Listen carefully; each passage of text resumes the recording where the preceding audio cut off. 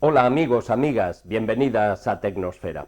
No hace muchos años nos tomábamos esto del cambio climático muy a la ligera, la verdad. Algunas marcas incluso lo usaban frívolamente como un decorado de moda para vender más. Increíble. Pero las cosas se están poniendo feas más rápidamente de lo que pensábamos. El año 2023 fue el más cálido jamás registrado a nivel global.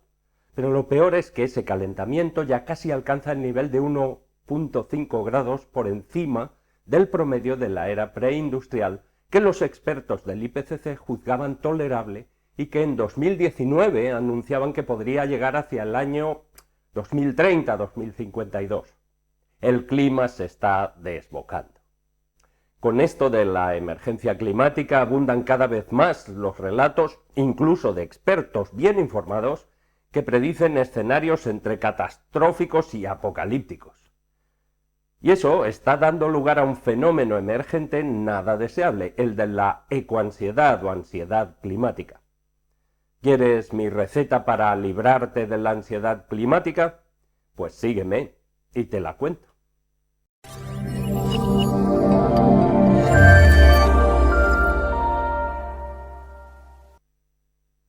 Lo primero es aclarar que la ansiedad climática o ecoansiedad existe, que no se trata de un invento de psicólogos ociosos. Existe, y lo sé porque me ha afectado, a mí.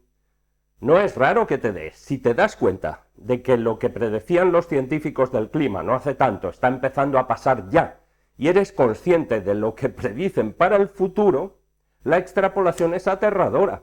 No vale bromear con un París tropical. 2023 ha sido el año más cálido a nivel global, temperaturas extremas en todo el planeta, con récord de muertos creciendo cada año, con incendios apocalípticos en Siberia, Australia y Canadá, incendios del siglo XXI que dejan en pañales a los del siglo XX, con zonas ya inundadas por el aumento del nivel del mar, como algunas de las islas del archipiélago de las Fiji en el Pacífico.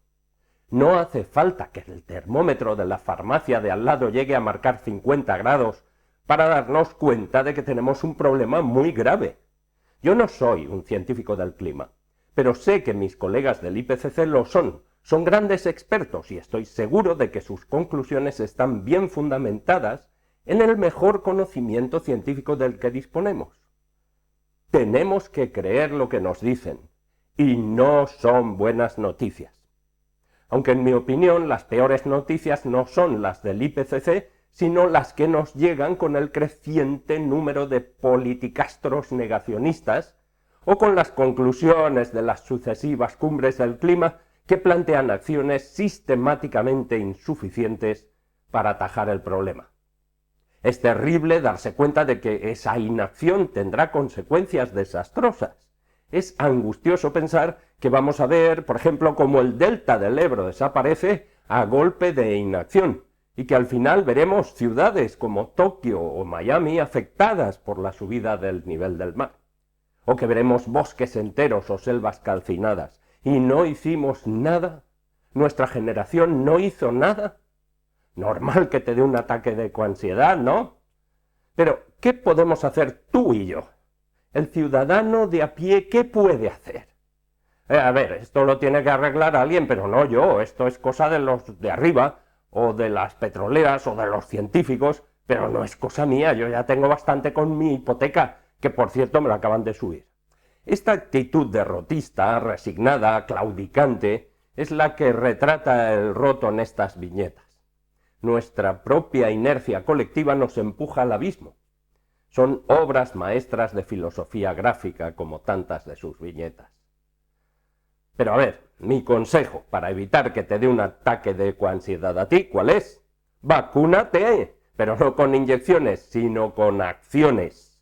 Se trata de una pauta de vacuna con dos componentes que deben tomarse cada día. Del frasco 1, etiquetado acción.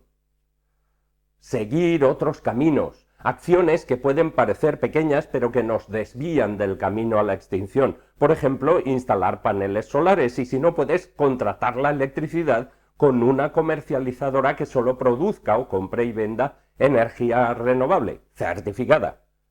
No pasarse con la calefacción ni con el aire acondicionado en verano, viajar menos en avión o en coche y más en tren, viajar menos, usar la bicicleta en lugar de la bici estática, caminar por la acera en lugar de sobre una cinta, consumir productos de proximidad, a granel, no envasados en plástico, beber agua del grifo, reusar la ropa, consumir menos carne y menos móviles, consumir menos, pero también votar con la cabeza y organizarse de abajo arriba. Frasco 2, disfrute. A ver, como la vida es corta y ya que la ciencia es nuestra guía, pues yo diría, después de la acción del frasco 1 viene el disfrute del frasco 2.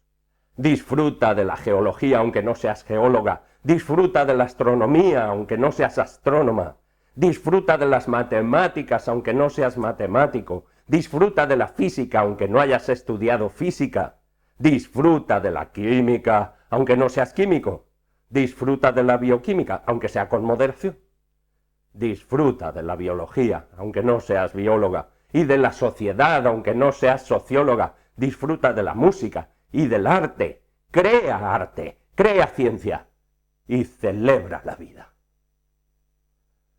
Hasta pronto.